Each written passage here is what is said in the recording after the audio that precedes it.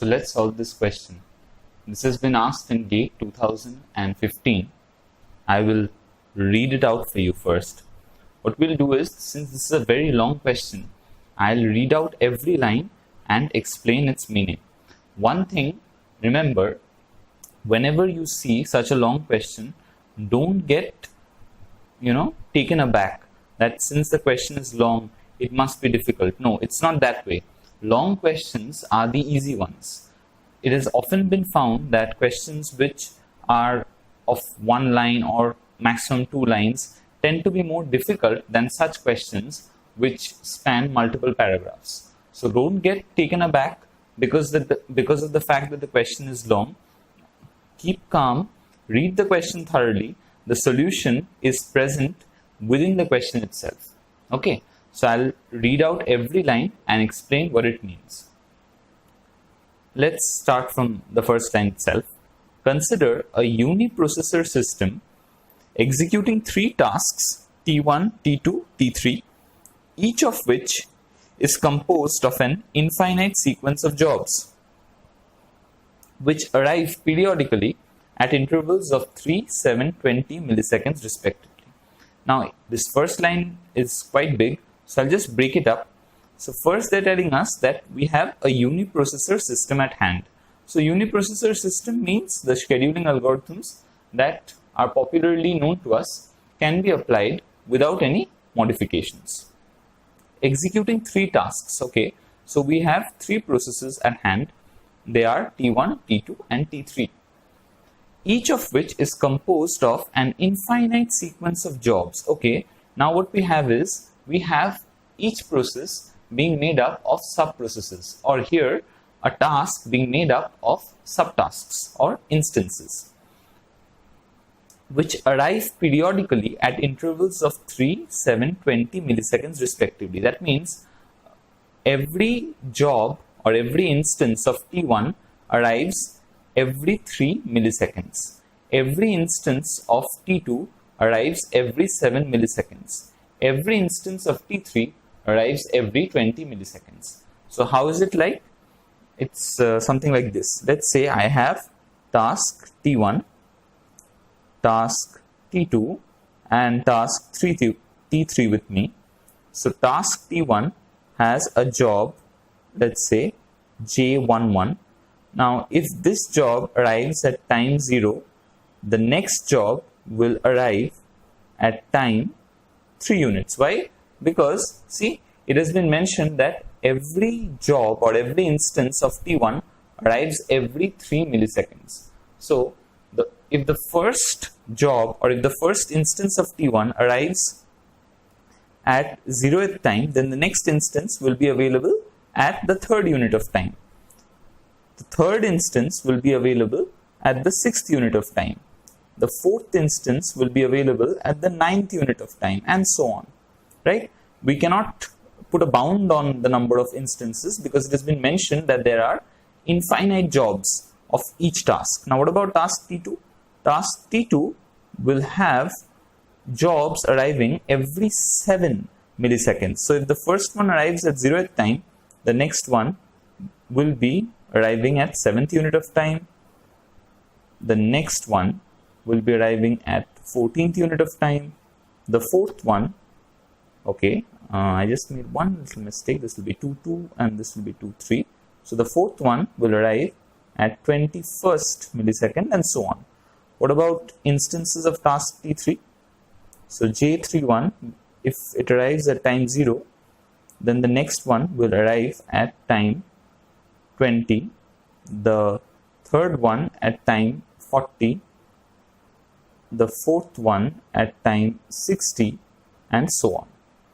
Right? So this is how it will look like. Next, they're telling us that the priority of each task is inverse of its period. Now this is interesting. The priority of each task is inverse of its period. We have seen that the time periods of every task is 3, 7 and 20 respectively, right? That means if it's inverse of the period, if the priority is inverse of the period, it means that the task with a lower period will have higher priority. Now out of the 3 tasks, we can see that task T1 has the lowest period. That means task T1 has the highest priority and task T3 has the lowest priority because its time interval is the maximum. It has a time interval of 20 units, so it is the maximum. And the highest priority task is scheduled first. Fair enough. This is pretty self-explanatory. Next, they're telling us each instance of T1, T2, T3 requires an execution time of 1, 2, 4 milliseconds respectively. That means tasks of T1 require an execution time of 1 millisecond. So tasks of T1 require an execution time of 1 millisecond. Tasks of T2 or jobs of T2 require execution time of 2 milliseconds. And jobs of T3 require burst time of 4 milliseconds. And all tasks initially arrive at the beginning of first millisecond. So the first millisecond is the 0th millisecond, mind you. So as I have shown you here, J11, J21, J31 are all available at the same instant of time, that is the first millisecond. And task preemption is allowed, of course. Since they are telling us that the priority is a major factor, they have also included preemption in the scheduling algorithm. So a higher priority process can preempt a lower priority process from the CPU. And they are finally telling us to find the completion time of the first instance of T3. That means we have to find the time at which J31 finishes its execution, right? So let's see how we can solve this question. This is not that difficult if you break it down into subtasks. Okay, so we have the subtasks with us. Now it's time to solve the question. Now the best way to go forward is to draw a NAT chart, right? So we have a NAT chart with us, and the first millisecond is the 0th millisecond at which we have all 3 jobs of 3 tasks available with us. Now out of these 3, we can see that J11, which belongs to task T1, has the highest priority. So it will be scheduled first. So J11 gets scheduled first for how many units? For 1 unit, because 1 unit happens to be its burst time. So J11 gets scheduled for 1 unit. Fair enough.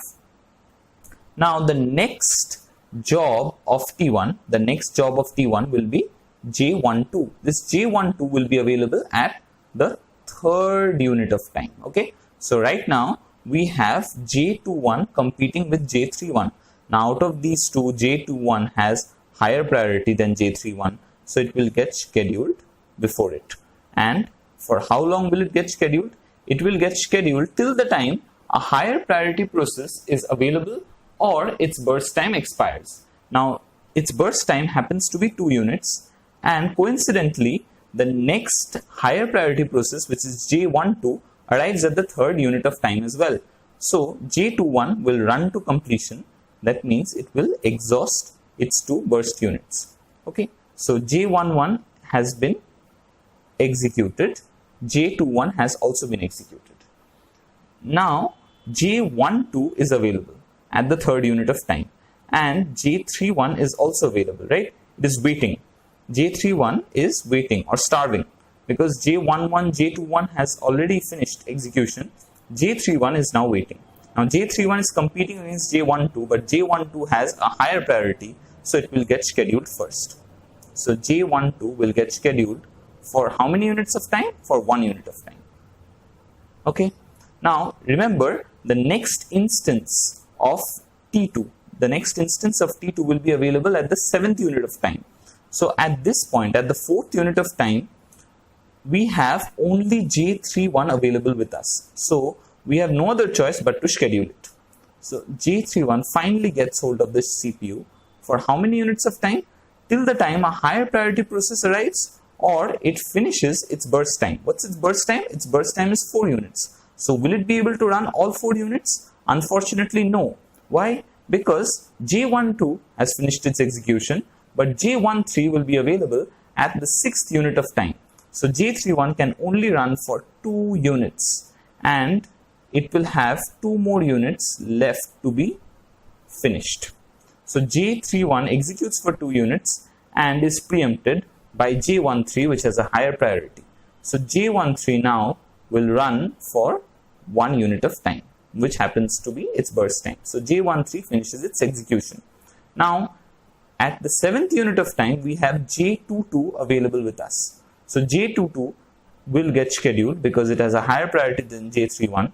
And for how many units? It will get scheduled for exactly 2 units. And at the 9th unit of time, we can see that J14 is available with us. So J22 has finished its execution. Another job of task T2 will be available again at the 14th unit of time. So we need not worry about task T2 for now.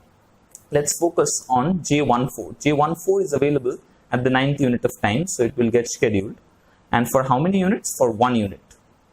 Right? So J14 has finished its execution. J15, that is the next job of T1, will be again available at the 12th unit of time, after 3 units.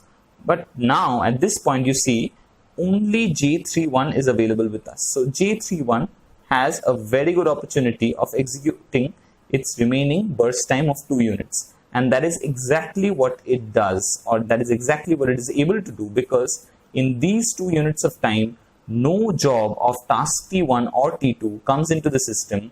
And finally, the first instance of task T3 completes its execution at 12th unit of time.